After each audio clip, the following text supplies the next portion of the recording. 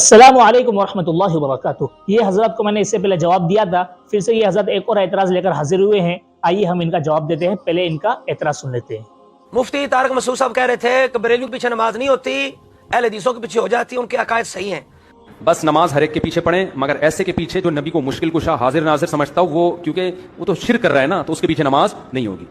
बाकी अहले हदीस के पीछे नमाज हो जाती है, ये अकीदा उनका, क्योंकि ईमान और कुफर का ताल्लुक अकीदे से है। जबकि उनके फतावा देवबंद में लिखा हुआ है, 18वीं जिल्द है, सफ़ा नंबर 328 है कि गैर मुक़ल्लिदीन के बाज़ ऐसे अकायद ज़रूर हैं जो कि खिलाफ अहले सुन्नत व जमात हैं, इसलिए उनकी इक्तदा वगैरह से एहतराज़ लाजिम है।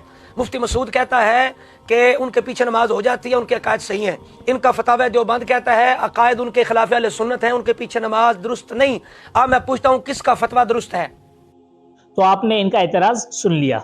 ये कह रहे हैं मुफ्ती तारिक मसूद साहब का कहना ये है कि अहले हदीस के पीछे नमाज होती है, बरेलवी के पीछे नमाज नहीं होती। अव्वलन तो मुफ्ती तारिक मसूद साहब की बात पर आप गौर करें, मुफ्ती साहब ने ये नहीं कहा कि बरेलवी के पीछे नमाज नहीं होती, बल्कि मुफ्ती साहब ने कहा है कि हाजिर और नाजिर और मुश्किल कुशा मानने वाले के पीछे नमाज नहीं होती। उसकी वजह क्या है? ये शिरकी अकीदा है। रही बात अहले हदीस की, तो ये कह रहे हैं कि मुफ्ती साहब ने कहा कि अहले हदीस के पीछे नमाज हो जाती है और इनके फतवा दाल्लो में ऐसा ऐसा लिखा है।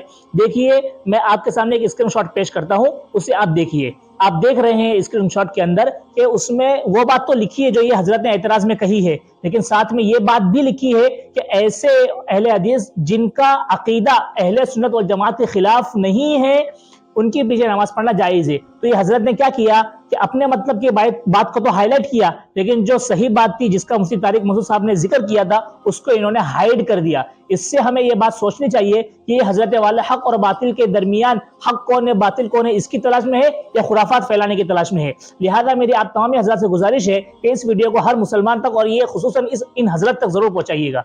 जज़ाकुमुल्लाह खैर, शुक्रान।